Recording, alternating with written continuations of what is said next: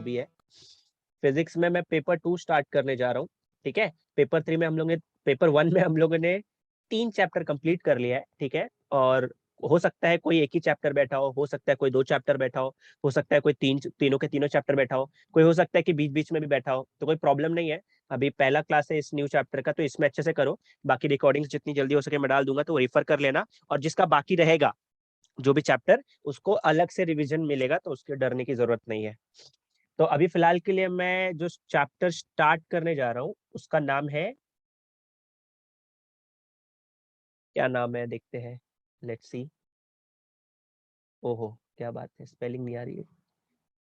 पढ़ लेना यार आप लोग क्या लिख रहा हूँ मैं।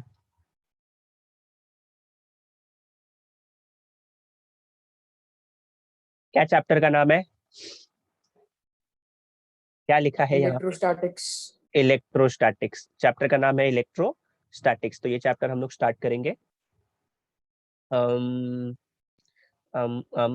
इंट्रोडक्शन से स्टार्ट करते हैं। इंट्रोडक्शन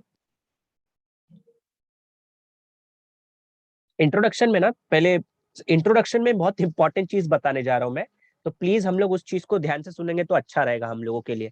ध्यान से सुनना, इंट्रोडक्शन में बहुत इंपॉर्टेंट चीज बताने जा रहा हूँ, जो 11th standard and 12th standard का जो पूरा पेपर 2 है ना, उसका एक छोटा सा समरी बता रहा हूं मैं आप लोग को, ठीक है।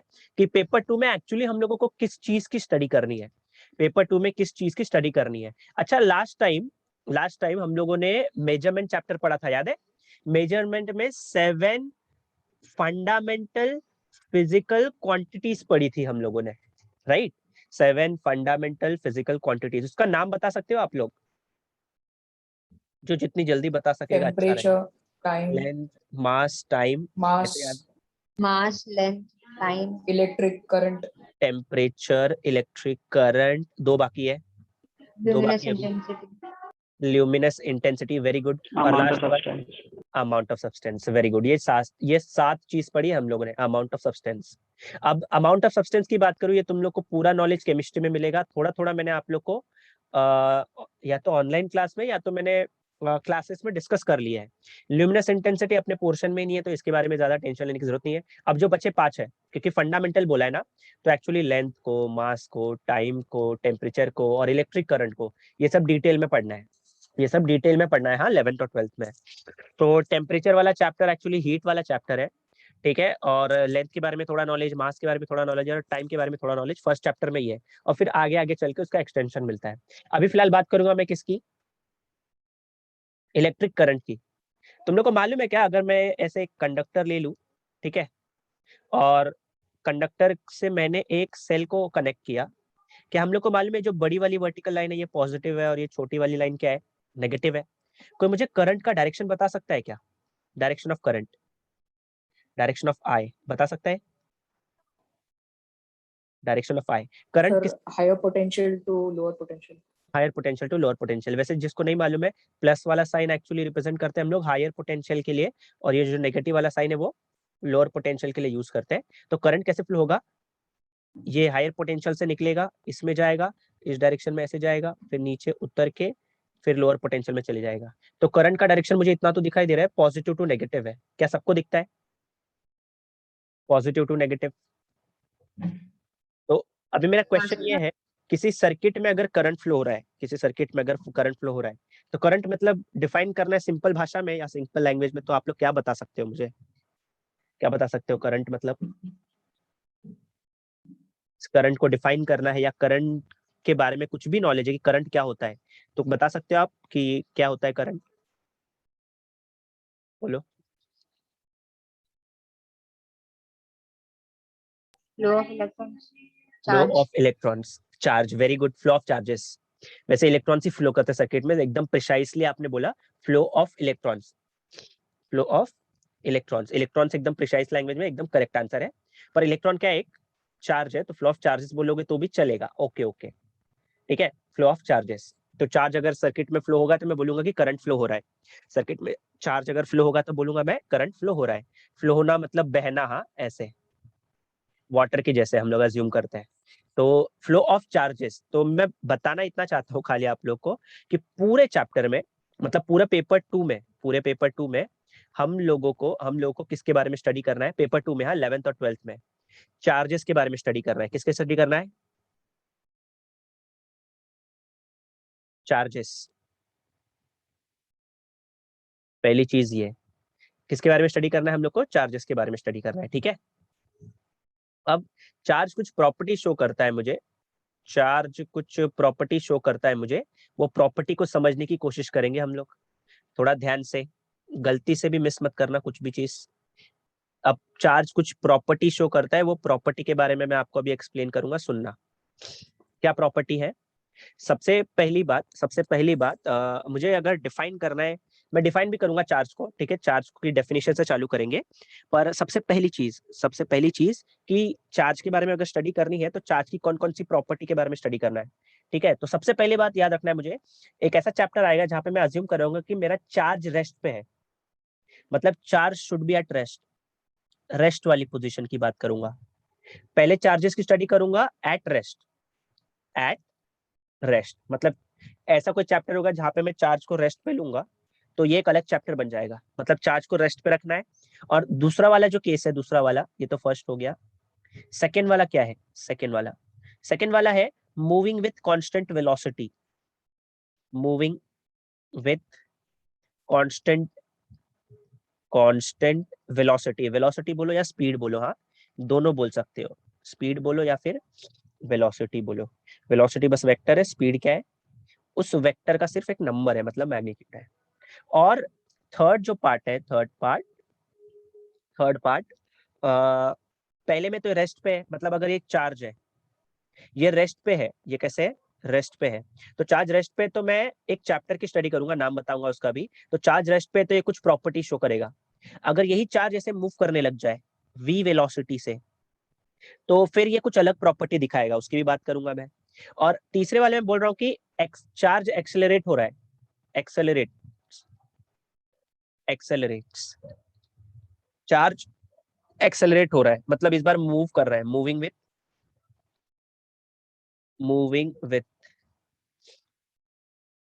इंक्रीज इन वेलोसिटी बोलो, इंक्रीज इन वेलोसिटी बोल लो या फिर स्पीड बोल लो, जो बोलना है बोल सकते हैं।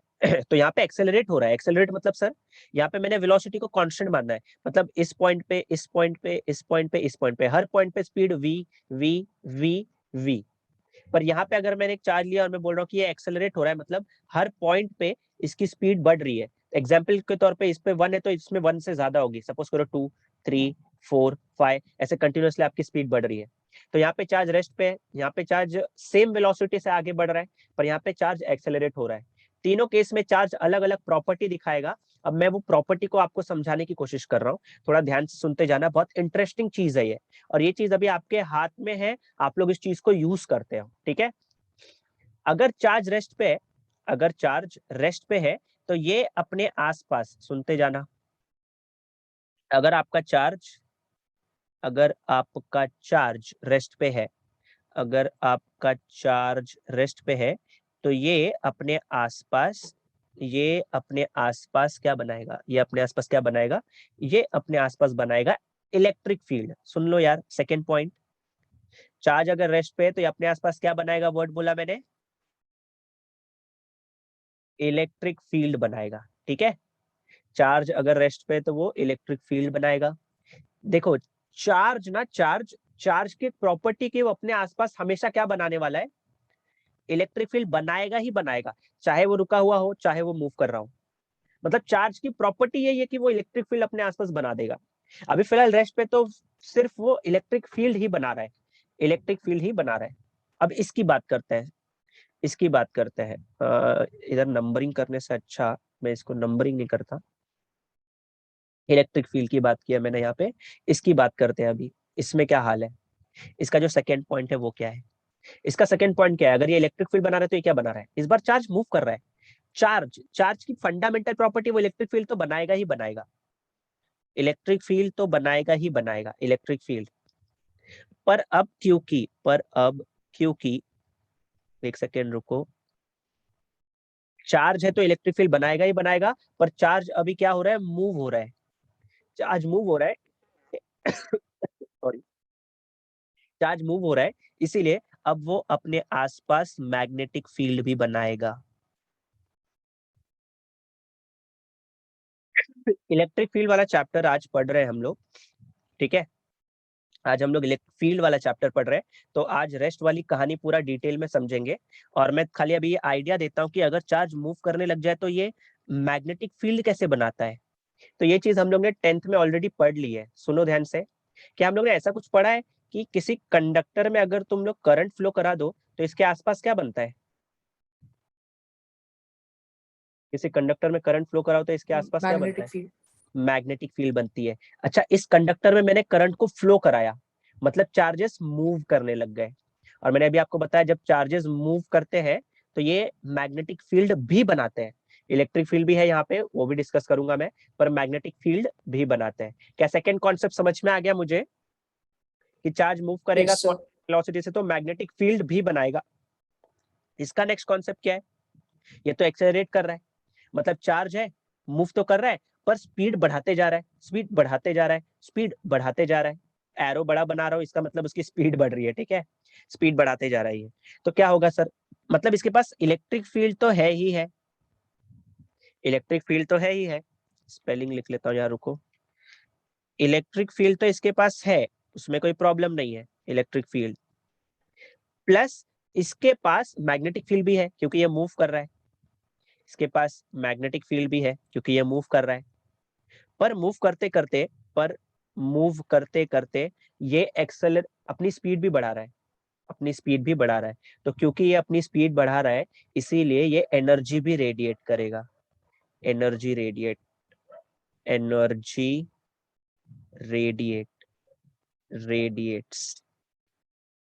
तो 3 केस है, पहले में सिर्फ वो इलेक्ट्रिक फील्ड बना रहा था, दूसरे केस में इलेक्ट्रिक फील्ड के साथ मैग्नेटिक फील्ड भी बना रहा था, तीसरे केस में इलेक्ट्रिक और मैग्नेटिक फील्ड के साथ वो एनर्जी भी रेडिएट कर रहा है। एनर्जी भी क्या कर रहा है? वो रेडिएट कर रहा है, ठीक है। ये 3 केस है जो मुझे समझना है। तीनों केसेस के लिए चैप्टर अलग अलग बनाए हैं, तो हम लोग अलग अलग चैप्टर स्टडी करेंगे इसके लिए। सबसे पहली बात, मैं आपको तीसरे वाले का एक छोटा सा एग्जांपल देता हूँ कि सर एनर्जी रेडिएट वाला मुझे समझा नहीं, मतलब वो कैसे एनर्जी रेडिएट कर रहा है। ऐसा मन में आ रहा होगा तुम लोग के क्वेश्चन, ठीक है। मैं बताऊंगा, थोड़ा सा सब्र रखना, ये 3 चीज याद रखो। चार्ज रेस्ट पे तो चार्ज अपने आसपास क्या बनाएगा? चार्ज रेस्ट पे तो चार्ज अपने आसपास क्या बनाएगा भाई?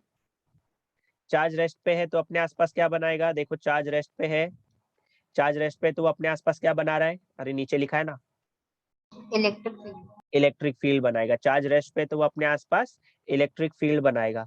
अगर चार्ज कांस्टेंट वेलोसिटी से मूव कर रहा है तो वो अपने आसपास क्या बना रहा है? इलेक्ट्रिक फील्ड के साथ साथ, इलेक्ट्रिक फील्ड के साथ साथ क्या बना रहा है? Magnetic field. मैग्नेटिक फील्ड, दूसरा मैग्नेटिक फील्ड बना रहा है। पर अगर चार्ज एक्सेलरेट करने लग जाए, मतलब उसके पास मतलब वो मूव भी कर रहा है पर स्पीड भी बढ़ाते जा रहा है टाइम के साथ साथ, तो वो इलेक्ट्रिक और मैग्नेटिक फील्ड बनाएगा तो, पर उसके साथ वो एक चीज रेडिएट करेगा। क्या रेडिएट करेगा? एनर्जी रेडिएट करेगा। एनर्जी। एनर्जी। अच्छा, ये एनर्जी किस फॉर्म में रेडिएट करता है बताता हूँ। क्या आपके मैं सुन रहे हो आप लोग मेरी बात? तीसरे वाला एग्जांपल समझाओ क्या, कैसे क्या हो रहा है? हाँ सर। ओके, ध्यान से सुनना, ध्यान से सुनना, इसी पेज पे बता रहा हूँ। क्या हमारे पास मोबाइल है और मोबाइल के अंदर ऐसी एक चीज है, देखना मैं जो बना रहा हूँ क्या तुम लोग को समझ में आ रहा है क्या? ये देखना। क्या बनाया मैंने? ये बराबर नहीं बनाया, पर इसको और बराबर बना लेते हैं, सिम रुको। कार्ड है क्या sir? Very good, SIM card है ये सबको दिखाई दे रहा है? ये एक सिम कार्ड है जो मेरे मोबाइल में है, सबके मोबाइल में है सिम कार्ड? हाँ सर। चलो ठीक है। मोबाइल के अंदर, मोबाइल के अंदर, अंदर ही अंदर तुम लोग के पास एक ऐसी चीज है, यहाँ पे एक गोल्डन कलर का होता है ना कुछ तो। हाँ सर। हाँ, वो मेन एक्चुअली आपका चीज है, उसमें जो चीजें है ना आपकी, डेटा उसी में भरी होती है। तो एक्चुअली ये गोल्डन होता है, गोल्डन कलर का होता है ना, गोल्डन कलर का। सही बोल रहा हूँ मैं? गोल्डन कलर का होता है, यही मेन सिम कार्ड होता है आपका। हाँ सर। हाँ, तो अभी ये एक्चुअली मेटल का होता है। किसका होता है ये? बोलो, किसका होता है ये? मेटल। मेटल का होता है। मेटल के पास क्या होते हैं? मेटल की एक खासियत है, मेटल्स के पास क्या होते हैं? फ्री इलेक्ट्रॉन्स होते फ्री हैं। इलेक्ट्रॉन। तो फ्री मैं सिम कार्ड इलेक्ट्रॉन्स। की बात कर रहा हूँ, सिम कार्ड में मैं गोल्डन पार्ट या गोल्डन वो कलर जो चीज है, थिंग है, उसकी बात कर रहा हूँ। वो मेटल का बना है और फ्री इलेक्ट्रॉन्स होते हैं मेटल में। फ्री इलेक्ट्रॉन्स का मतलब है कि उसमें चार्जेस है। क्या है उसमें? चार्जेस है। इलेक्ट्रॉन्स मतलब क्या? चार्जेस है ना उसमें, है कि नहीं? इसमें चार्जेस है। अब इसके बाद सुनते हैं आगे। अगर इसमें चार्जेस है, अब सोचो कि आपको कोई कॉल कर रहा है,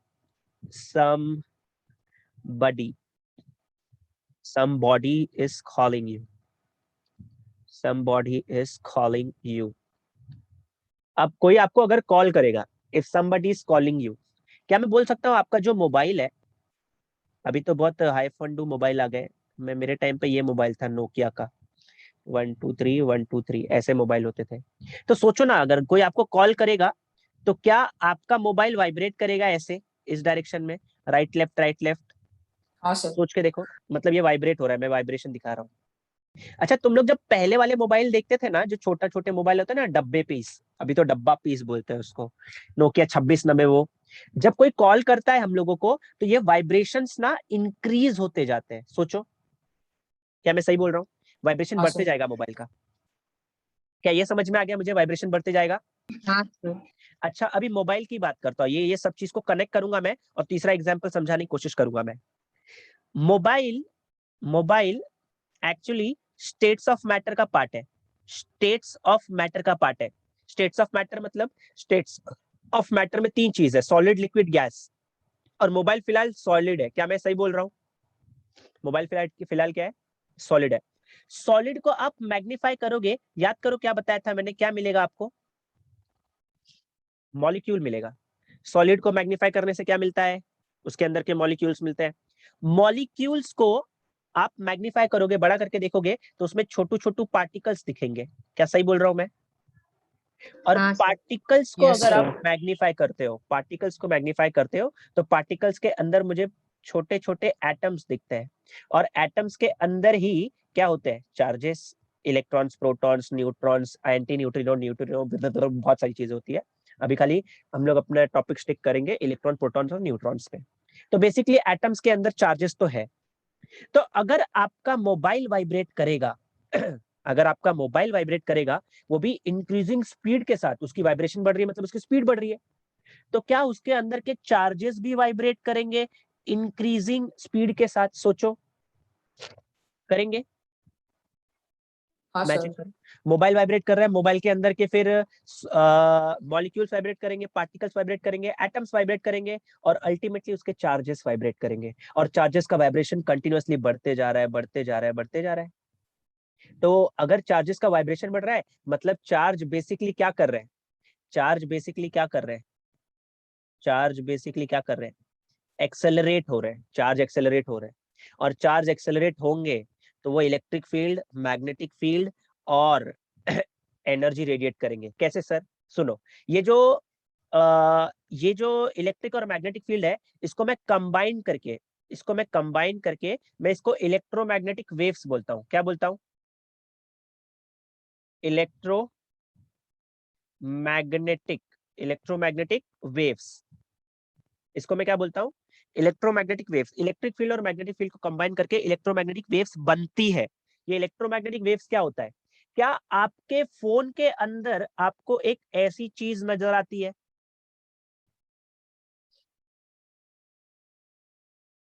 फोन के अंदर होता है ना यार, ये नहीं देखा क्या? हाँ सर. ये आपका मोबाइल का सिग्नल है, सिग्नल। ये आपके मोबाइल का सिग्नल है। ये सिग्नल ही आपकी इलेक्ट्रिक फील्ड है। सिग्नल ही आपकी इलेक्ट्रिक फील्ड है। और इतना याद रखेंगे अभी के लिए, क्योंकि अभी सबसे बेसिक चैप्टर है। इलेक्ट्रिक फील्ड मैग्नेटिक फील्ड बना देती है। इलेक्ट्रिक फील्ड मैग्नेटिक फील्ड बना देती है। ठीक है? इलेक्ट्रिक फील्ड बनाएगी आपकी मैग्नेटिक फील्ड, और ये प्रोसेस चलते रहता है। मतलब सर, इलेक्ट्रिक फील्ड ने बनाया मैग्नेटिक फील्ड, फिर मैग्नेटिक फील्ड बनाती है इलेक्ट्रिक फील्ड, इलेक्ट्रिक फील्ड बनाएगी मैग्नेटिक फील्ड, और मैग्नेटिक फील्ड बनाएगी इलेक्ट्रिक फील्ड। ये प्रोसेस कंटिन्यूअसली चलते जाता है, चलते जाता है। मतलब इलेक्ट्रिक फील्ड जब मैग्नेटिक फील्ड बनाता है तो एक्चुअली धक्का देता है मैग्नेटिक फील्ड को, फिर मैग्नेटिक फील्ड इलेक्ट्रिक फील्ड को धक्का देता है। ऐसे वो वेव्स आगे बढ़ते जाती है। तो जब मुझे, अगर यहाँ पे कोई बंदा है, इसने मुझे कॉल किया, तो एक्चुअली इसने क्या किया? अपने इलेक्ट्रोमैग्नेटिक वेव्स को बुलाया और मेरे अंदर के इलेक्ट्रोमैग्नेटिक वेव्स को वाइब्रेट कराया। क्या कराया? वाइब्रेट कराया। वाइब्रेट कराने की वजह से मेरे अंदर के जो चार्जेस है वो भी एक्सेलरेट करने लग गए, और उसने भी फिर इलेक्ट्रोमैग्नेटिक वेव्स को एक्सेप्ट करके और वो इलेक्ट्रोमैग्नेटिक वेव्स छोड़ने लगता है। ठीक है, इलेक्ट्रोमैग्नेटिक वेव्स छोड़ने लगता है। अभी जो इलेक्ट्रोमैग्नेटिक वेव्स छोड़ता है मेरा मोबाइल, वो किस फॉर्म में छोड़ता है, क्वेश्चन ये भी आता है। तो अगर कोई कंटिन्यूअसली आपको कॉल कर रहा है, आप कॉल उठा ही नहीं रहे हो, शायद से आपका जो मोबाइल है वो गर्म हो जाएगा। क्या ये सही हाँ बोल सर। रहा हूँ मैं? मतलब जो इलेक्ट्रोमैग्नेटिक वेव्स मेरी मोबाइल से निकल रही है, इन द फॉर्म ऑफ हीट निकल रही है। क्या निकल रही है? इन द फॉर्म ऑफ हीट निकल रही है। ये हीट। पहली चीज हो गई। तो एक एनर्जी रेडिएट होती है हीट के फॉर्म में। दूसरा दूसरा किस फॉर्म में होती होगी? जब मुझे कोई कॉल करता है तो क्या मेरे मोबाइल की लाइट्स भी ऑन हो जाती है? सोचो, क्या मेरे मोबाइल की लाइट्स भी ऑन हो जाती है? ऑब्वियसली हाँ ऑन हो सर। जाती है। इसका मतलब लाइट के फॉर्म में भी हमारी एनर्जी लॉस हो रही है या एनर्जी रेडिएट हो रही है। सिमिलरली जब कोई मेरे को कॉल करता है तो मैं कॉल पिकअप करता हूँ, तो क्या उसकी आवाज भी मुझे आती है? या फिर उसकी आवाज तो छोड़ ही साउंड। दो, साउंड, उसकी आवाज तो छोड़ दो, आपको कोई कॉल करेगा और आपने साइलेंट मोड पे नहीं रखा है, नॉर्मल जनरल मोड पे रखा है, क्या आपके मोबाइल में से आवाज भी आएगी? मतलब साउंड एनर्जी रेडिएट करता हाँ है, सर। लाइट एनर्जी करता है, हीट एनर्जी रेडिएट करता है। तो जब चार्ज एक्सेलरेट होता है, इलेक्ट्रिक और मैग्नेटिक फील्ड तो बनाता ही है, पर साथ साथ में आपको गिफ्ट में एनर्जी भी रेडिएट करके दे देता है। क्या इतनी बातें मुझे समझ में आ चुकी है? कॉन्सेप्ट समझ में आ गया मुझे? कॉन्सेप्ट इंपॉर्टेंट है जो भी बताया मैंने अभी, बोलो। Yes sir. हाँ हाँ सर। सर। वेरी गुड, हाँ चलो। सर। ये कॉन्सेप्ट बहुत इंपॉर्टेंट है। ये मैंने तुम लोग को सिर्फ बताया तीसरी चीज के बारे में। तीसरी चीज मतलब ये थर्ड पार्ट, ये एकदम ना लास्ट में आता है चैप्टर। ठीक है, ऊपर वाली चीज अभी के लिए रहने देता हूँ मैं, नीचे लिखना है अभी अपने को। अभी मेरा मेन ये एम है कि कौन कौन से चैप्टर्स पढ़ने हैं इसमें, क्योंकि पूरा 11th 12th इसी में जाएगा हमारा, चार्जेस की स्टडी कर रहे हैं। ठीक है, तो इसमें मतलब पहली चीज तो यहाँ पे लिखी हुई है वैसे भी, ये है हमारा चार्ज रेस्ट पे, ये इलेक्ट्रिक फील्ड। तो इसमें चैप्टर कौन कौन से आएंगे? तो चैप्टर्स इसमें आते हैं, एक तो आता है इलेक्ट्रोस्टैटिक, जो आज हम लोगों को पढ़ना है, इलेक्ट्रोस्टैटिक्स जो हम लोग को आज पढ़ना है। ठीक है, प्लस इसमें एक कैपेसिटर चैप्टर आता है जो 12th में आएगा, कैपेसिटर। कैपेसिटर भी इसमें ही पढ़ा देते हैं हम लोग, कैपेसिटर्स। ठीक है, ये दो चैप्टर इसमें पढ़ने हैं आपको। इसके बाद मूविंग विथ कांस्टेंट स्पीड, इसमें कौन कौन सा चैप्टर आएंगे? तो ये भी चैप्टर के नाम सुने हैं आप लोगों ने, नाम लिख देता हूं मैं, पहले लिख रहा हूं मैं यहाँ पे करंट इलेक्ट्रिसिटी। करंट इलेक्ट्रिसिटी, क्योंकि करंट इलेक्ट्रिसिटी तो चाहिए चाहिए, क्योंकि उसमें चार्ज मूव करता है। तो करंट इलेक्ट्रिसिटी एक चैप्टर है। फिर इसके बाद एक चैप्टर है magnetic effect of electric current. ये सेम चैप्टर आपको 10th में भी था, पर 11th में हम लोग को डेरिवेशंस, 11th में तो चैप्टर है भी नहीं, ये 12th में है। Magnetic effect of electric current, I क्यों लिखा मैंने, sorry, magnetic effect of electric current, ये एक चैप्टर है। फिर इसके बाद मैग्नेटिज्म आएगा, मैग्नेटिज्म करके कुछ आएगा, मैग्नेटिज्म। फिर electromagnetic induction, EMI, electromagnetic induction, और AC सर्किट्स करके कुछ आएगा। ये सब चैप्टर हम लोग को, मतलब करंट इलेक्ट्रिसिटी खाली 11th में, बाकी सब 12th में। तो ये जब चार्ज मूव करेगा तो उसकी कहानी होगी। अब जब चार्ज एक्सेलरेट करेगा तो इसमें हम लोगों को एक कम्युनिकेशन सिस्टम करके चैप्टर है, वो भी उसमें ही आ जाता है, कम्युनिकेशन सिस्टम। कम्युनिकेशन सिस्टम करके चैप्टर है एक, वो आएगा। और एक चैप्टर है जिसको हम लोग इलेक्ट्रोमैग्नेटिक वेव्स बोलते हैं। क्या बोला मैंने? इलेक्ट्रोमैग्नेटिक वेव्स, इलेक्ट्रोमैग्नेटिक वेव्स, ऐसा कोई चैप्टर है। तो ये चैप्टर मुझे लास्ट के जब चार्ज एक्सेलरेट करेगा उसमें पढ़ना है। पर अगर चार्ज एक्सेलरेट कर रहा है, मतलब मुझे इलेक्ट्रिक फील्ड का नॉलेज और मैग्नेटिक फील्ड का नॉलेज कंप्लीटली होना चाहिए, तब जाके ये चैप्टर मुझे समझ में आएगा। तो इसलिए पहले जो टॉपिक्स है बहुत इंपॉर्टेंट है। चार्ज रेस्ट पे तो क्या बनाएगा, और चार्ज मूव कर रहा है तो क्या बनाएगा। क्या ये छोटी सी समरी समझ में आई आप लोगों को, मैं क्या समझा रहा हूँ आप लोग को? हाँ हाँ सर। सर।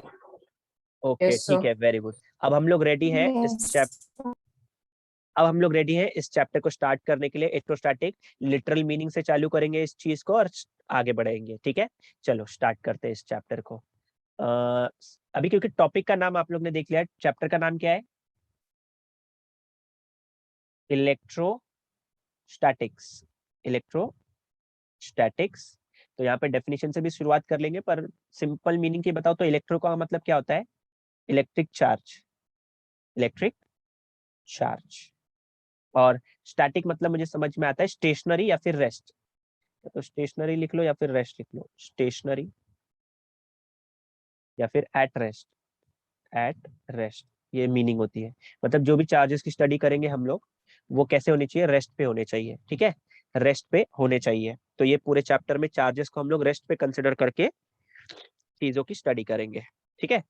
चलो अब इसके डेफिनेशन पे आते हैं, इसकी डेफिनेशन क्या होगी। सबसे पहले डेफिनेशन की बात करेंगे। डेफिनेशन है इसकी, the branch of physics, the branch of physics, the branch of physics which which deals with which deals with the charges, which deals with the charges, deals with the charges at rest, which deals with the charges at rest। मतलब ये physics की branch है जिसमें मुझे charges की study करनी चाहिए, charges की स्टडी करनी है, और वो चार्जेस रेस्ट पे होने चाहिए, ठीक है। एग्जाम्पल अगर मैं बताऊं इसका, एक सिंपल सा जो आप लोग ने बचपन से सुना है, रबिंग, रबिंग कोम, रबिंग ए कोम्ब, कोम्ब रीड कर रहा हूं पर कोम रीड करते हैं इसको, ठीक है, बी साइलेंट होता है प्लीज, इंग्लिश आती है मुझे। Rubbing a comb with dry hair, ये एक एग्जाम्पल है, ठीक है। मतलब आप अपने ड्राई हेयर से अगर कोम को रब करते हो और फिर आगे लिख देता हूँ यार, इसको कंप्लीट कर लेते हैं। Rubbing a comb with dry hair attracts, attracts attracts small pieces of paper, attracts small pieces of paper, small pieces of paper when brought, when brought near to it, near to it। मतलब क्या है इसका, कि अगर मेरे पास comb है, ठीक है, अगर मेरे पास सपोज करो कोम्ब है, ऐसा मेरे पास ये कोम्ब है, अज्यूम कर लो ये कोम्ब है, ठीक है, कोशिश पूरी जारी है, एक कोम्ब थोड़ा बड़ा हो गया, अ, अ, अ, अ, हाँ ओके, ये अज्यूम करो कोम्ब है, आपने इसको रब कर लिया, रब करने के बाद यहाँ पे छोटे छोटे पीसेस है पेपर के, ऐसे ये पीसेस है पेपर के। आपने अगर इसको अगर आपने इसको क्या किया, ड्राई हेयर से रब किया, रब करने के बाद क्या होगा, ये पीसेस ऑफ पेपर ना क्या होंगे, अट्रैक्ट हो जाएंगे। तो ये हमारा कोम है, ये है हमारे pieces of paper, pieces of paper. क्या हम लोग ने लाइफ में ये छोटू सा एक्सपेरिमेंट करके देखा है कभी? Yes, sir. वैसे हाँ सर। अब इस ये हो इसीलिए रहा है, ये हो इसीलिए रहा है क्योंकि इसके पीछे कारण क्या है, चार्जेस रेस्ट पे तो चार्ज अपने आसपास इलेक्ट्रिक फील्ड बनाते हैं, चार्जेस रेस्ट पे तो चार्ज अपने आसपास इलेक्ट्रिक फील्ड बनाते हैं। तो ये चीज अभी मुझे लेके आती है हमारी सेकंड डेफिनेशन पे, दैट इज इलेक्ट्रिक चार्ज क्या होता है। किसी ने अगर पूछ लिया इलेक्ट्रिक चार्ज क्या होता है, तो क्या बताऊंगा मैं उसको, what is electric charge, electric charge, electric charge क्या होता है। या तो मैं इस चैप्टर में इलेक्ट्रिक चार्ज को कैपिटल क्यू से रिप्रेजेंट कर लूंगा, या फिर स्मॉल क्यू से रिप्रेजेंट कर लूंगा, जो रिप्रेजेंटेशन रखना है आपको वो रख सकते हो आप लोग। अब इलेक्ट्रिक चार्ज क्या होता है, let's see. The fundamental property, the fundamental property, the fundamental, the fundamental property of matter, of matter which creates, which creates something,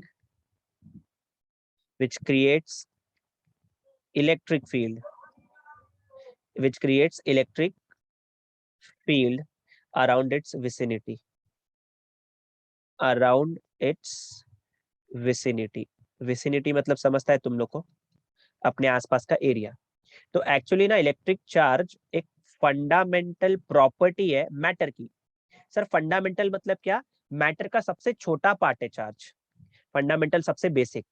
तो मैटर का सबसे छोटा पार्ट है चार्ज, और वो चार्ज अपने आसपास क्या क्रिएट करता है? चार्ज अपने आसपास क्या क्रिएट करता है? इलेक्ट्रिक फील्ड क्रिएट कर लेता है।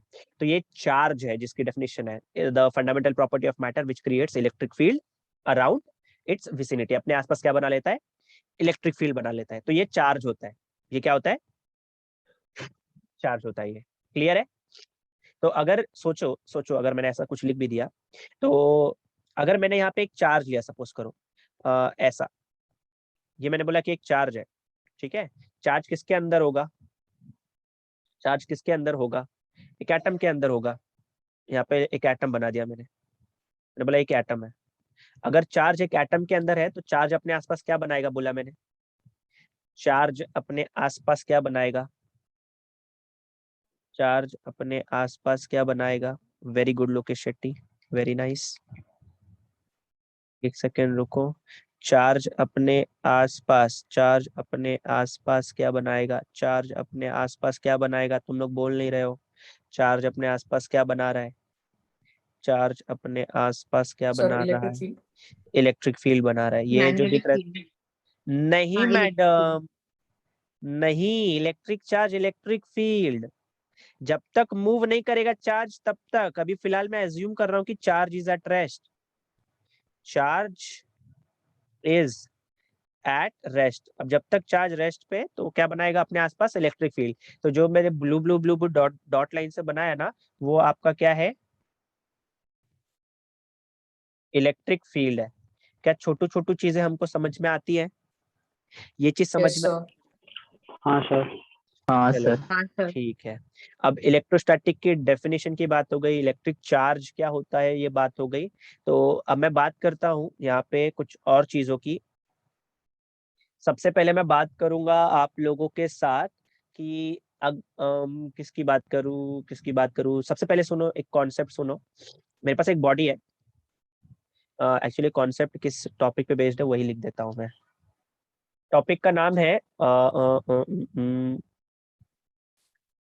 इसको बोलते हैं हम लोग, क्या बोलते हैं इसको? Law of conservation of charge बता देता हूँ सबसे पहले। क्या वर्ड बोला मैंने? Law of conservation of charge. Law of conservation, law of conservation of charge, conservation of charge. अच्छा, law of conservation of energy मालूम है मुझे? Law of conservation of energy मालूम है? Energy can neither be created nor be destroyed. तो यहाँ पे मैं क्या बोलूंगा? The charge, the charge can neither be created, can neither be created, the charge can neither be created nor be destroyed, nor be destroyed. It can neither be created nor be destroyed, but it can be transferred. It can be transferred. Transferred. It can be transferred from one body to another. From one body, from one body to another body. From one body to another body. Simple से definition. The charge can neither be created. Law of law of conservation charge. Law of conservation of charge, law of conservation of charge. इसको 3 part में divide करता हूं मैं। Law of conservation of charge, पहला point, पहला क्या लिखा था मैंने? चार्ज के बारे में बात हो रही है, तो it can neither be created, it can neither बोलो, नाइदर बोलो, जो बोलना है बोल सकते हो। It can neither be created nor B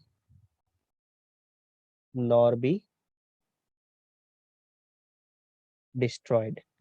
it can neither be created nor be destroyed. मेरे नॉर को कुछ हो गया यार, रुको जरा, रुको भाई रुको जरा। हाँ, it can neither be created nor be destroyed, पहला पॉइंट हो गया। सेकंड क्या लिखा था मैंने? सेकंड बोलो। It can be transferred, it can be can be transferred. Can be transferred from one body to another body. One body to another. Second point हो गया, एक बॉडी से दूसरे बॉडी में आप ट्रांसफर कर सकते हो. तीसरा point, third point, the total charge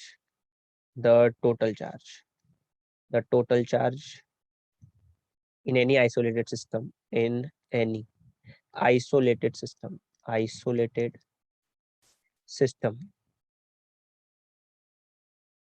is always constant. ये 3 पॉइंट है, इसको याद करना है अच्छे से. पहला पॉइंट है, it can neither be created nor be destroyed. आप किसी भी बॉडी में से, मतलब आप चार्ज को कभी बना भी नहीं सकते और उसको खत्म भी नहीं कर सकते. मतलब लॉ ऑफ कंजर्वेशन एनर्जी बोलता है कि आप एनर्जी भी नहीं बना सकते, पर आप उसको क्या कर सकते हो, एनर्जी को एक फॉर्म से दूसरे फॉर्म में कन्वर्ट कर सकते हो. यहाँ पे क्या बोलने की कोशिश कर रहा है कि आप चार्ज को बना या बिगाड़ नहीं सकते, पर हाँ, एक बॉडी से दूसरे बॉडी में आप चार्ज को क्या कर सकते हो, ट्रांसफर जरूर कर सकते हो. तो from one body to another body आप ट्रांसफर कर सकते हो. और यहाँ पे लिखा था total charge in any isolated system is always constant. मतलब टोटल चार्ज हमेशा क्या होगा, सेम होगा. टोटल चार्ज हमेशा क्या होगा, सेम होगा. ये जो तीसरा पॉइंट है, वो पॉइंट बहुत इंपॉर्टेंट है, जिसकी हेल्प से अभी एक क्वेश्चन को भी सॉल्व कर लेंगे हम लोग. सुनो अभी ध्यान से. मेरे पास एक ये बॉडी है, ठीक है, ये एक बॉडी है. इस बॉडी में कुछ पॉइंट्स हैं, जैसे ये एक पॉइंट है, ये एक पॉइंट है, ये एक पॉइंट है. इसको लेवल है point A, point B, point C. ठीक है, point A, point B, point C. Point A पे मैं बोल रहा हूँ कि +2 कूलम चार्ज है, इस पे -3 कूलम चार्ज है, इस पे 7 कूलम चार्ज है. आपने इस बॉडी को क्या किया पता है, रब किया. सपोज करो कुछ भी किया मैंने, पर रब किया सपोज करो. और इस बॉडी को रब करने के बाद मैंने एक चीज देखा, जो पॉइंट ए बी सी के जो कॉन्फ़िगरेशन है वो चेंज हो गया. मतलब ए बी सी तो ए बी सी है, पर जो इस पे 2 कूलम चार्ज था वो अभी 4 कूलम चार्ज हो चुका है. जो इस पे -3 था ना, वो -7 कूलम चार्ज हो चुका है. और जो पॉइंट सी है, क्वेश्चन यही पूछ रहे हैं वो लोग हम लोग को कि पॉइंट सी पे कितना चार्ज हुआ होगा. तो इसको x मान लो, और ये क्वेश्चन है मेरा कि find the value of charge at point C. ये क्वेश्चन है, find the value of charge at point C. कोई है जो अपने मन से इसको कर सकता है? एनीवन्स, अपने मन से?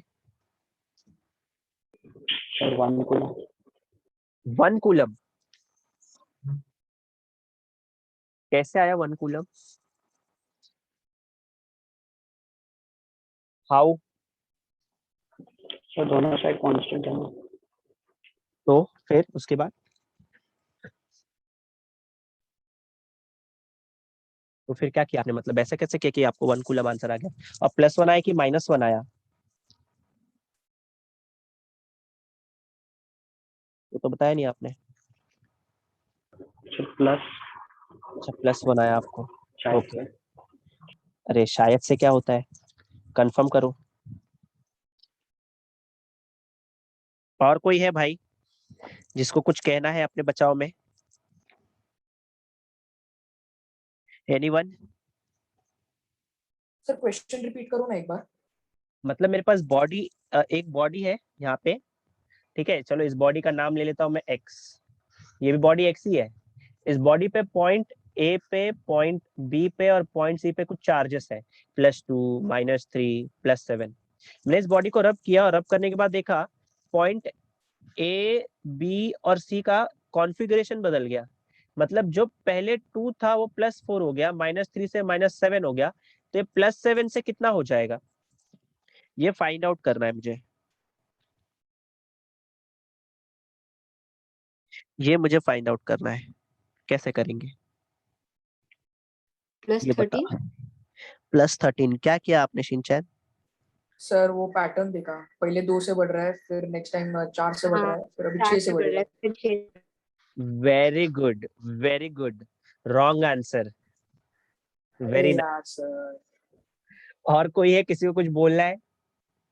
एनीवन? अभी मुझे सर पता बता नहीं दो। आ रही, अब मुझे मालूम नहीं आर्यन ने कैसे निकाला और सही निकाला है कि नहीं, अभी मैं ट्राई करूंगा तो आएगा। तो देखो दोनों इसका, साइड कांस्टेंट है, वही बोला है मैं।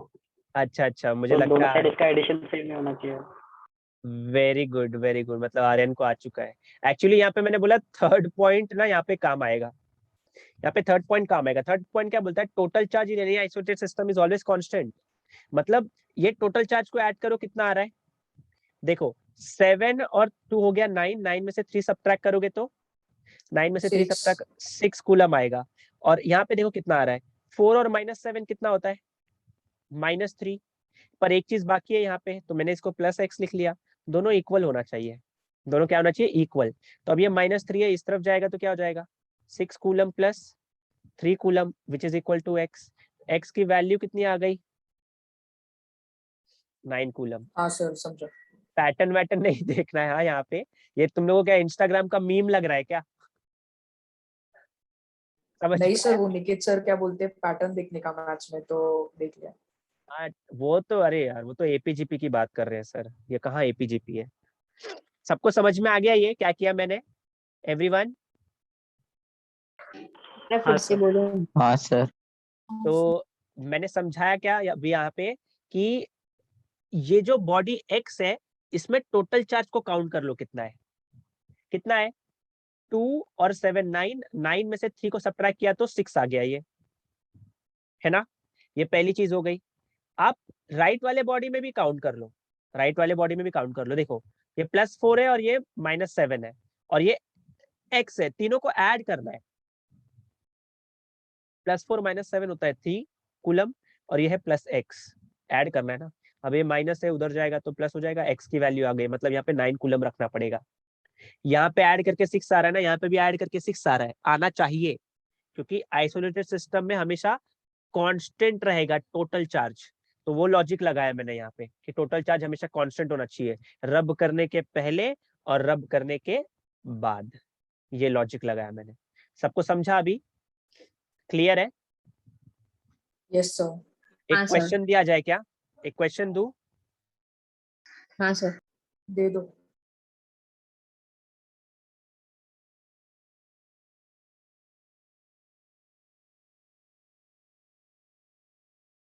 तो पॉइंट ए की, मतलब ये वाले पॉइंट की वैल्यू है, ये तो किसी कार्टून की शक्ल लग रही है ना, वो हाँ सर। अरे यार, हम्म। ये ड्राइंग टैबलेट है ना, इसलिए मेरे अंदर का आर्टिस्ट बाहर आता है। ये +9 कूलम इस पॉइंट का और इस वाले का है -2 कूलम। इसी बॉडी को मैंने कुछ कुछ किया या रब किया, ये वही बॉडी है, वही 2 आंख बना लेता हूँ अब रब करने के बाद।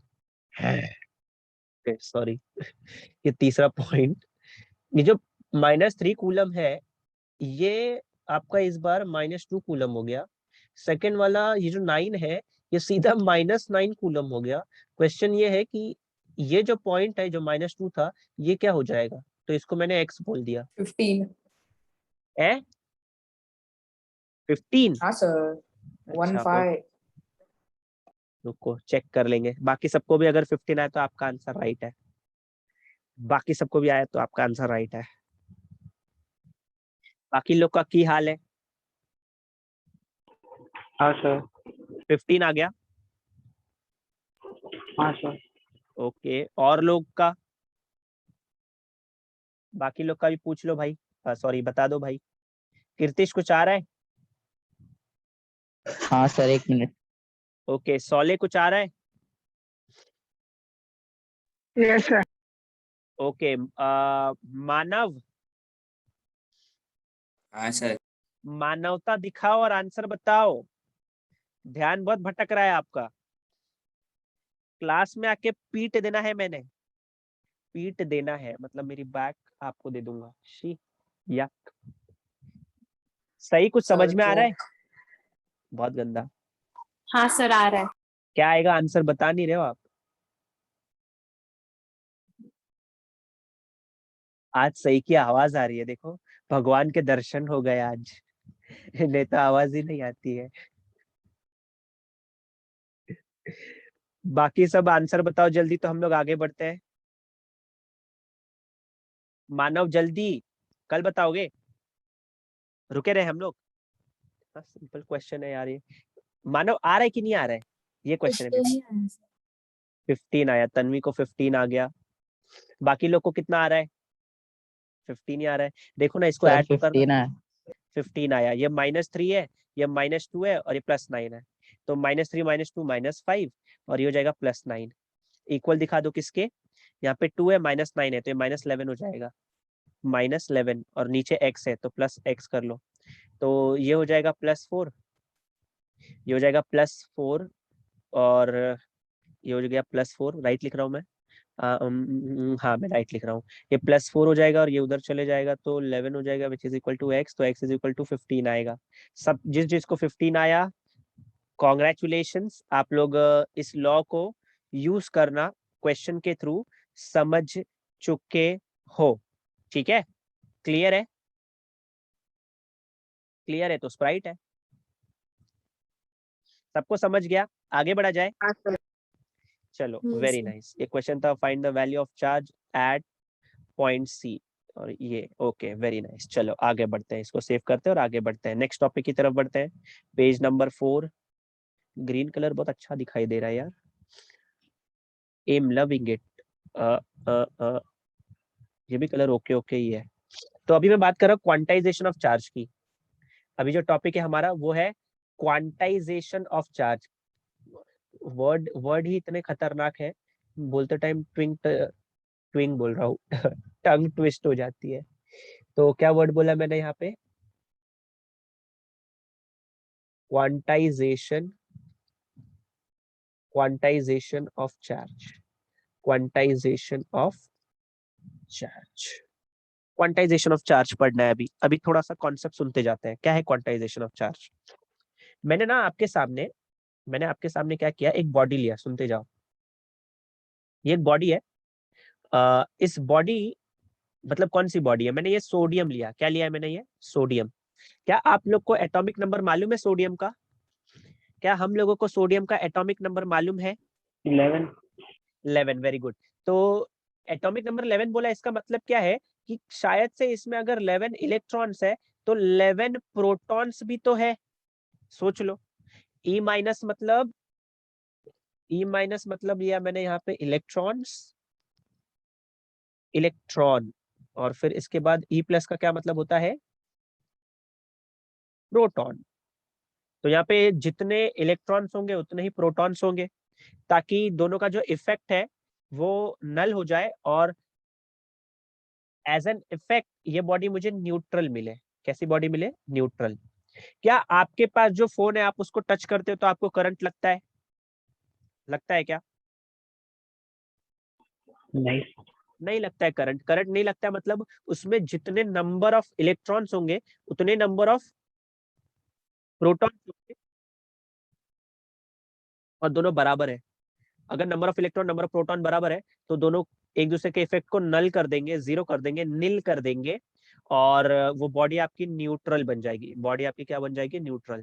क्या इतना समझ में आता है मुझे? यस, समझा इतना? हाँ सर। अभी दूसरा प्रोसेस सुनो, मैं क्या करता हूँ। मैंने क्या किया, इस बॉडी में से एक इलेक्ट्रॉन को रिमूव किया, मतलब रिमूविंग या रिमूव्ड, मूव्ड 1 इलेक्ट्रॉन। अब अगर मैं इस बॉडी में से एक इलेक्ट्रॉन को रिमूव करता हूं, थोड़ा सुनना अभी सब लोग। इस बॉडी से मैंने एक इलेक्ट्रॉन को रिमूव कर लिया, तो अगर इसमें से एक इलेक्ट्रॉन चले गया तो अब इसमें 10 इलेक्ट्रॉन बचे, पर प्रोटॉन तो अभी भी 11 है। अब दोनों का इफेक्ट क्या होगा बोलो? 10 इलेक्ट्रॉन 10 प्रोटॉन को खा जाएंगे, पर अभी इस बॉडी के पास एक प्रोटॉन तो बचा है ना। राइट बोला क्या मैंने? एक इलेक्ट्रॉन निकाल दिया, एक इलेक्ट्रॉन निकाल दिया, तो 10 इलेक्ट्रॉन बचे। 10 इलेक्ट्रॉन ने 10 प्रोटॉन के साथ पेयरिंग करके न्यूट्रल हो गए, पर एक इलेक्ट्रॉन चले गया तो एक प्रोटॉन तो बच गया ना यहाँ पे। मतलब अब ये बॉडी, पहले ये बॉडी न्यूट्रल थी, अब ये बॉडी कैसी हो गई है? चार्ज्ड बॉडी बन गई है अब ये। Positively charge. हाँ, चार्ज्ड बॉडी बन गई है प्लस प्लस इस पे चार्ज जो दिखाई दे रहा है प्लस, तो मैं इसको बोलता हूँ ये कैसी बॉडी बन गई है? Positively charged body. Charge body तो है पर पॉजिटिवली चार्ज्ड। क्या बोला मैंने? स्पेलिंग लिख लेता हूँ, नहीं तो तुम लोग बोलोगे स्पेलिंग नहीं आती। Positively charged. कैसी बॉडी दिख रही है मुझे? ये positively charged body.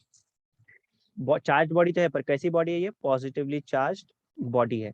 Positively charge body का मतलब होता है, पॉजिटिवली चार्ज बॉडी का मतलब होता है ये बॉडी बोल रही है मुझे कि मुझे एक इलेक्ट्रॉन दो, मुझे एक इलेक्ट्रॉन दो, मैं वापस से न्यूट्रल बन जाऊंगा। मुझे एक इलेक्ट्रॉन दो, मैं वापस से न्यूट्रल बन जाऊंगा। अगर इसको एक इलेक्ट्रॉन चाहिए, इसका मतलब एक इलेक्ट्रॉन की इसके पास कमी है, और जो बॉडी में इलेक्ट्रॉन्स की कमी होती है ऐसे बॉडी को इलेक्ट्रॉन डेफिसिट बोलते हैं। Body, electron deficit body, electron deficit, electron deficit, ऐसी बॉडी को इलेक्ट्रॉन डेफिसिट बॉडी भी बोलते हैं। मतलब इसको इलेक्ट्रॉन की कमी है। डेफिसिट मतलब डेफिशिएंसी से रिलेटेड है, कमी है। किसकी कमी है? इलेक्ट्रॉन की कमी है। ठीक है। अरे वो सुना है क्या, अलग अलग आपको मतलब विटामिन की कमी होती है तो क्या बोलते हैं? Deficiency of vitamin A, deficiency of vitamin C. तो डेफिशिएंसी मतलब कमी, तो इलेक्ट्रॉन डेफिसिट मतलब इसके पास इलेक्ट्रॉन की कमी है। तो इसको एक इलेक्ट्रॉन दे दोगे, इसको एक इलेक्ट्रॉन दे दोगे तो ये क्या हो जाएगा? क्या हो जाएगा? ये न्यूट्रल हो जाएगा। तो फिलहाल ये इलेक्ट्रॉन को एक्सेप्ट करना चाहता है, ऐसा है। तो इसको एक चाहिए डोनर, इसको चाहिए एक डोनर। ये छोटे मोटे कॉन्सेप्ट्स हैं। अब इस कॉन्सेप्ट को उल्टा करते हैं। ये जो कॉन्सेप्ट है इसको उल्टा करते हैं। उल्टा मतलब फिर से मैं सोडियम लूंगा, फिर से मैं यहाँ पे सोडियम लूंगा, और इस बार मैं क्या करूंगा? इस बार मैं क्या करूंगा? सोडियम में मेरे पास कितने इलेक्ट्रॉन है?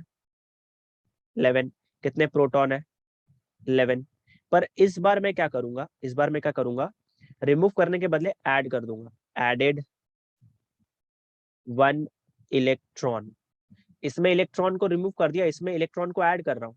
एक इलेक्ट्रॉन इसमें ऐड करूंगा, इसने तो इसको न्यूट्रल कर दिया, पर एक एक्स्ट्रा इलेक्ट्रॉन लेके आया आप, तो इसके पास अभी भी एक एक्स्ट्रा इलेक्ट्रॉन है। तो अभी पहले भी ये न्यूट्रल थी, यहाँ पे भी पहले ये न्यूट्रल ही है, पर एक इलेक्ट्रॉन देने के बाद ये चार्ज्ड बॉडी बन गई है। और इस बार कैसी चार्ज्ड बॉडी बनी है? ये नेगेटिव, नेगेटिवली चार्ज्ड बॉडी है। ये negatively charged body. Negatively charged body क्या बोलती है? मेरे पास एक एक्स्ट्रा इलेक्ट्रॉन है। नेगेटिवली चार्ज बॉडी बोलती है कि मेरे पास एक एक्स्ट्रा इलेक्ट्रॉन है, तुम मेरे से इलेक्ट्रॉन ले लो, तुम मुझसे एक इलेक्ट्रॉन ले लो और मुझे न्यूट्रल बना दो।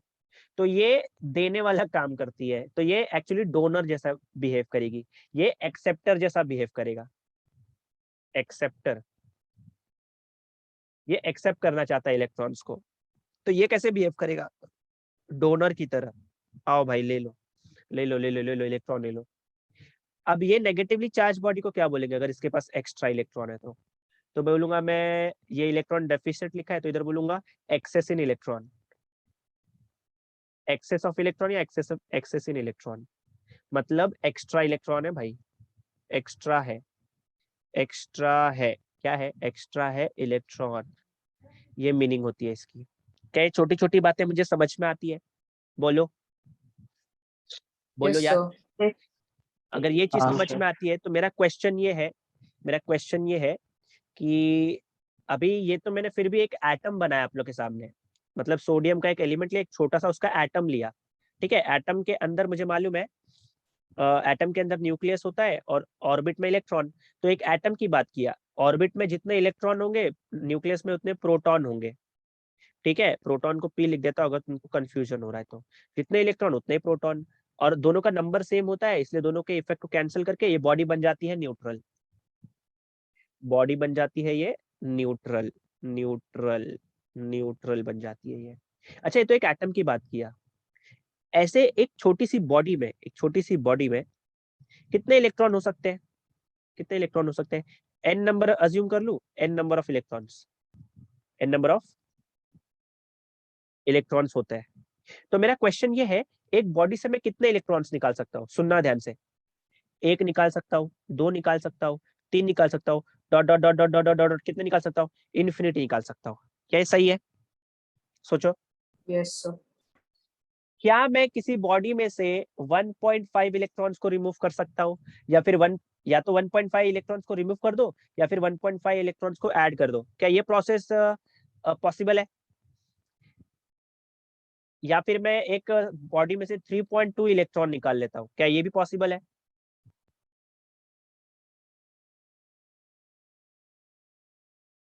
नहीं पॉसिबल है बच्चों, नहीं पॉसिबल है। एक इलेक्ट्रॉन मतलब एक ही चाहिए। मैं आधा इलेक्ट्रॉन नहीं ले सकता किसी से। आधा मतलब क्या, अगर इलेक्ट्रॉन ऐसे दिखता है तो आप इसको कट करके बोलोगे चलो आधा ले लेता हूँ, आधा तू रख ले। अरे ये क्या बर्गर है क्या, आधा आधा ले रहे हो? हाँ, समझ रहे हो क्या तुम लोग? मतलब अगर मुझे यस सर। किसी बॉडी में से इलेक्ट्रॉन का लेन देन करना है, किसी बॉडी में से इलेक्ट्रॉन का लेन देन करना है, तो हमेशा नेचुरल नंबर के फॉर्म में करूंगा। किस में करूंगा? नेचुरल नंबर के फॉर्म में। तो इसको क्या बोलेंगे हम लोग कि जो टोटल चार्ज है, टोटल चार्ज, टोटल चार्ज कैसे बोलूंगा मैं इसको? वैसे क्वांटाइजेशन ऑफ चार्ज का ये काइंड ऑफ स्टेटमेंट बोल सकते हो तुम लोग। क्या बोला मैंने? Kind of statement. मतलब किसी भी बॉडी में से आप इलेक्ट्रॉन का ट्रांसफर कर सकते हो from one body to another body in the form of integral multiple of electron, in the form of integral multiple of electrons. ये याद रखना है मुझे। तो तुम लोग की बुक में ऐसा कुछ लिखा है, charge on an object can be increase और decrease in multiples of e. It is because during the charging process an integral multiple या integral number of electron can be transferred from one body to another body. This is called quantization of charge or discrete nature of charge. तो क्या लिख सकता हूँ मैं? only charges can be transferred. तो statement क्या लिख सकते हो आप लोग इसका? स्टेटमेंट क्या लिखोगे आप लोग इसका?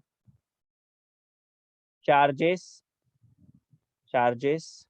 can be transferred. Charges can be transferred. Charges can be transferred from one body to another body. From one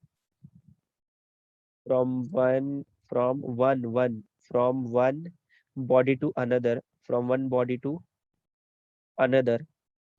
From one body to another in the form of integral multiple of integral multiple of charges, या charges के बदले लिख सकते हो आप लोग electron. बोलने का मतलब ये है, अगर आपको चार्जेस का ट्रांसफर करना है तो आप हमेशा वो n के फॉर्म में करोगे। और n नेचुरल नंबर भी अगर मैं लेता हूँ, n अगर मैं नेचुरल नंबर भी लेता हूँ, तो नेचुरल नंबर में कहीं पे आपको 2.5, 2.3, 7.2 नजर नहीं आएगा। ये सब कैसे नंबर है? रैशनल नंबर्स है। रैशनल नंबर के फॉर्म में नहीं करना है, इंटीग्रल मल्टीपल के फॉर्म में करना है। ठीक है, ये याद रखना है अभी आपको। तो यहाँ पे एक फॉर्मूला बनेगा टोटल चार्ज का। टोटल चार्ज का फॉर्मूला बनेगा, सुनना। Total charge in any body is equal to number of charges number of charges number of charges into one electron मतलब सर, टोटल चार्ज को कैपिटल Q ले लो, number of charges को N ले लो, electron को E ले लो। Electron actually आपका क्या है? इलेक्ट्रॉन, ये E मतलब आपका इलेक्ट्रॉन है, और N मतलब नंबर ऑफ इलेक्ट्रॉन्स हो गए। कितने नंबर ऑफ इलेक्ट्रॉन्स आप बॉडी में ऐड कर रहे हो या फिर सब्ट्रैक्ट कर रहे हो, ऐसा इसको लिखा जाता है। कितने नंबर ऑफ इलेक्ट्रॉन्स किसी बॉडी में आप ऐड कर रहे हो या सब्ट्रैक्ट कर रहे हो, प्लस माइनस उस चीज को डिनोट करता है। ये चीज समझ में आई मुझे? प्लस माइनस क्यों लिखा? प्लस मतलब किसी बॉडी में ऐड कर रहे हो, नंबर ऑफ इलेक्ट्रॉन ऐड कर रहे हो तो प्लस, और नंबर ऑफ इलेक्ट्रॉन निकाल रहे हो तो माइनस। ऐसा कुछ इसका मीनिंग है। समझ में आ गया सबको? ये क्लियर है इतना? हाँ सर। Very good. न्यूमेरिकल करते टाइम मुझे प्लस माइनस लिखने की जरूरत नहीं है। मैं सिर्फ NE लिखूंगा। NE मतलब सर सिर्फ लिखूंगा Q is equal to NE, तो मेरा काम चल जाएगा, क्योंकि मुझे नंबर से लेना देना है। नंबर मतलब जो भी इधर अमाउंट आएगा, 10, 15, 20, 25, पर क्वेश्चन में क्योंकि लिख के दे देगा कि आपको निकालना है, तो मैं खाली निकाल लूंगा। तो बताएगा कि निकालना है, रिमूव करना है। तो जो भी नंबर आएगा मुझे पता चल जाएगा रिमूव करना था ये, तो मैंने इलेक्ट्रॉन को रिमूव किया ऐसा। ठीक है, क्लियर है? आगे बढ़ू? हाँ सर। आगे बढ़ रहे हैं, सुनो, आगे बढ़ रहे हैं, सुन लो, इसी चीज को आगे बढ़ाता हूँ। मुझे अभी आप करंट का बेसिक फॉर्मूला बताओगे, इलेक्ट्रिक करंट का बेसिक फॉर्मूला बताओगे, इलेक्ट्रिक करंट 10th वाला ही बताना है। देखते किसको याद है इलेक्ट्रिक करंट का basic formula. Electric current is equal to क्या होता है? Electric current is equal to क्या होता है बताओ? Charge upon time. Very good. Electric current होता है, थोड़ा और प्रिसाइसली बोलूं तो electric charge upon electric time. क्या सबको आता है ये? जिसको नहीं आता है प्लीज याद कर लो। क्या होता है electric charge? Electric current is electric charge per unit time. Electric current का सिंबल होता है कैपिटल आई। इलेक्ट्रिक चार्ज का कैपिटल क्यू लिख ले रहा हूं मैं और टाइम को लिख ले रहा हूँ टी। अभी मुझे आप लोग बताओगे कि यहाँ पे क्यू की वैल्यू कितनी है? Plus minus any. मुझे सिर्फ एनी से लेना देना है, मुझे सिर्फ एन ई से लेना देना है। अच्छा 4 यही है तो ये 5 हो जाएगा। ओके जस्ट अ सेकेंड, ये 5 हो जाएगा। तो मुझे सिर्फ एन ई से लेना देना है, ठीक है? तो क्यू के प्लेस पे लिख लूंगा मैं सिर्फ एन ई अपॉन टी। ये हमारा करंट का फॉर्मूला आ गया। इसको आप कृपया करके दिमाग में रखें, इसके ऊपर क्वेश्चंस हमारे बुक में बुक बैक क्वेश्चंस गिवन है। ठीक है, ओके, क्लियर है ये? यस,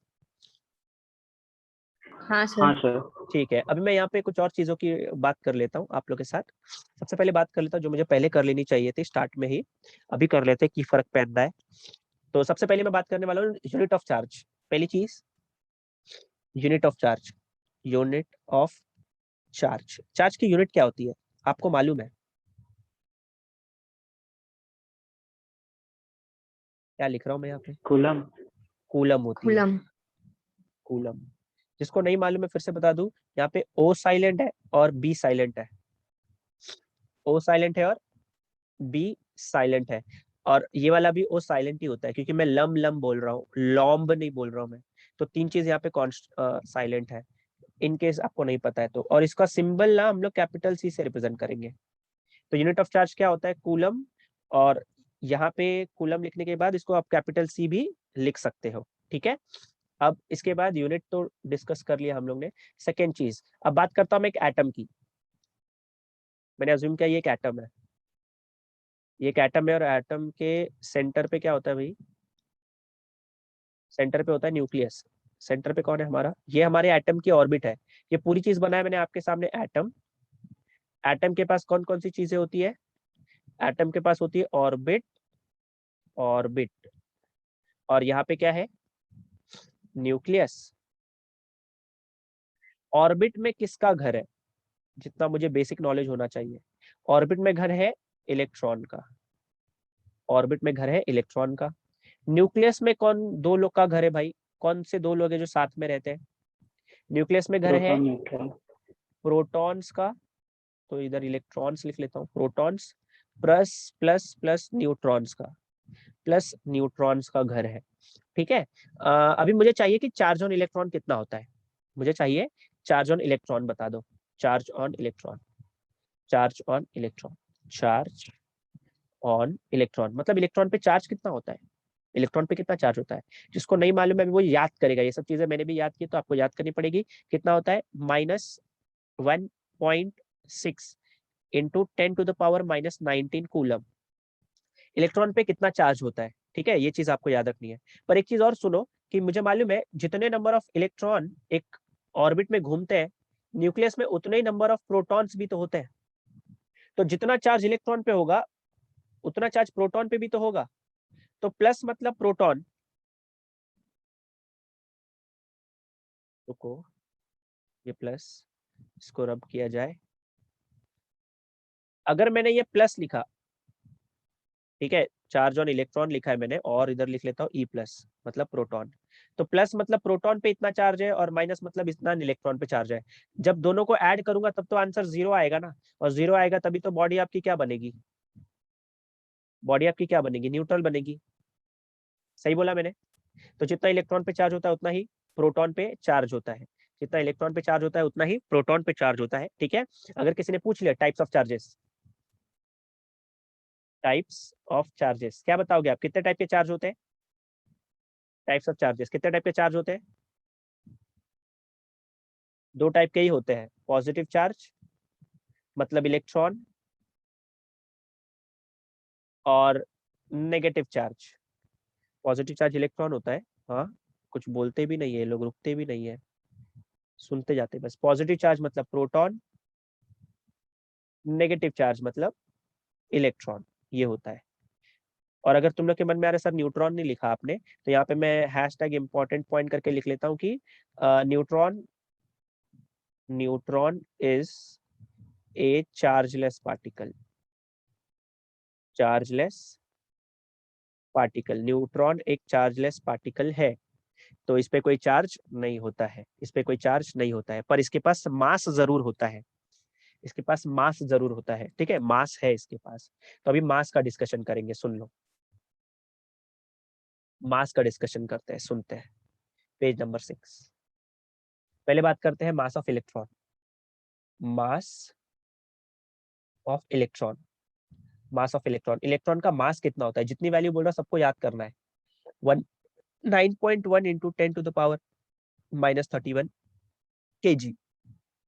मास ऑफ इलेक्ट्रॉन होता है 9.1 into 10 to the power -31 kg। ये पहली चीज हो गई। दूसरा, मास ऑफ प्रोटॉन कितना होता है? Mass of proton, mass of proton कितना होता है? प्रोटॉन का मास कितना होता है? प्रोटॉन का मास होता है 1.67 इंटू, इसको थोड़ा और अच्छे से लिखता हूँ, हाँ ठीक है, 1.67 into 10 to the power -27 kg।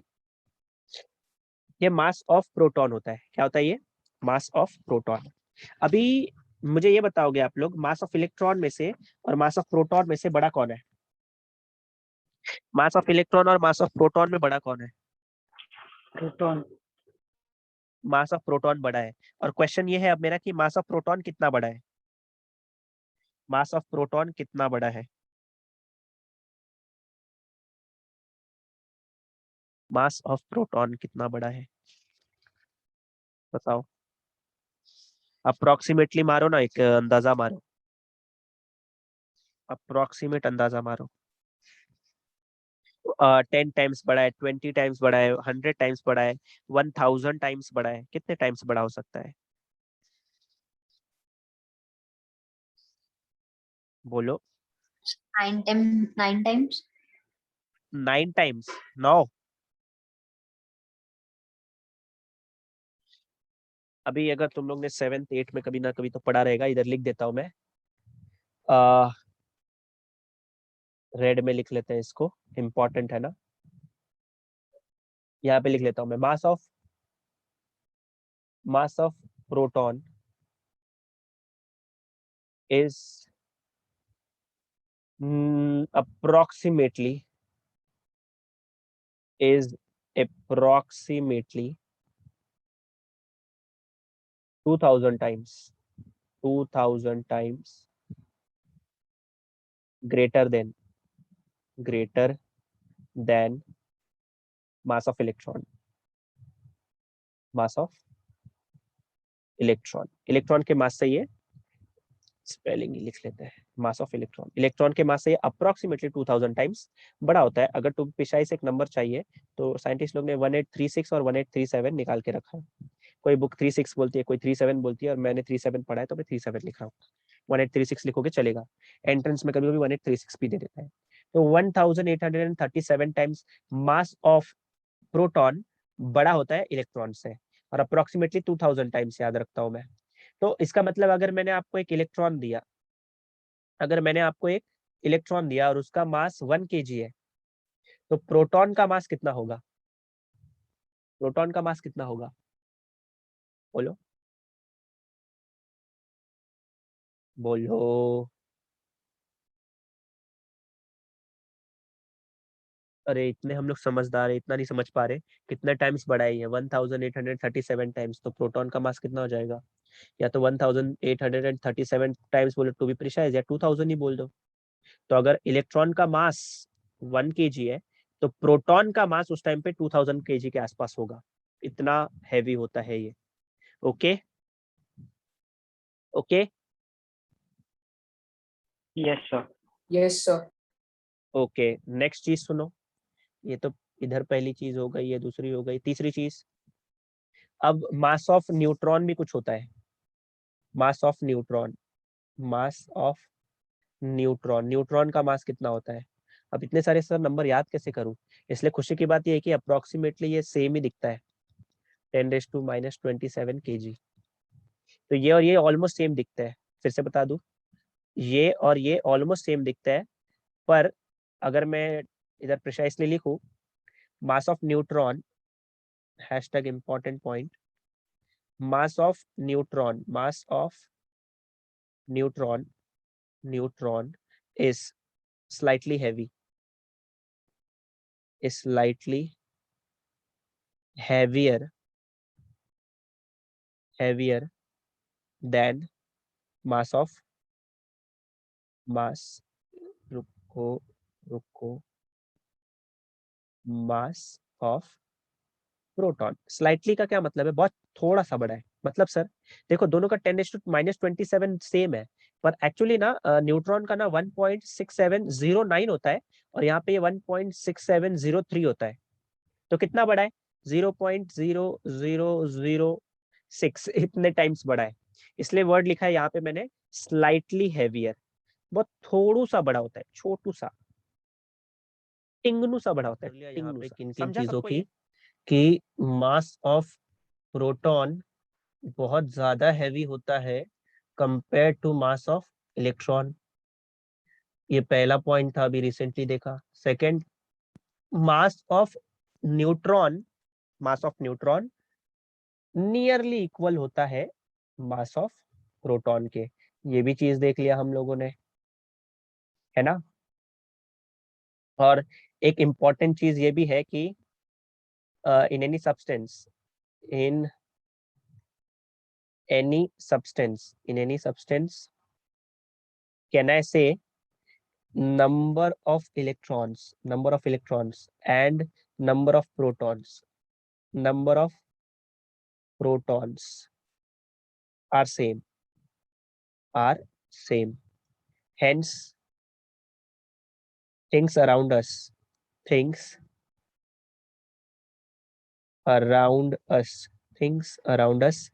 are neutral in nature,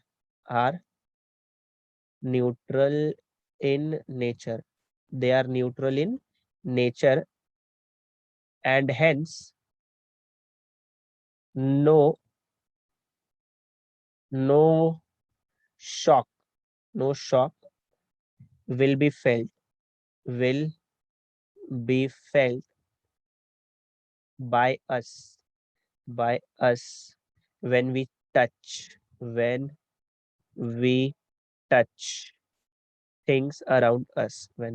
things around us, around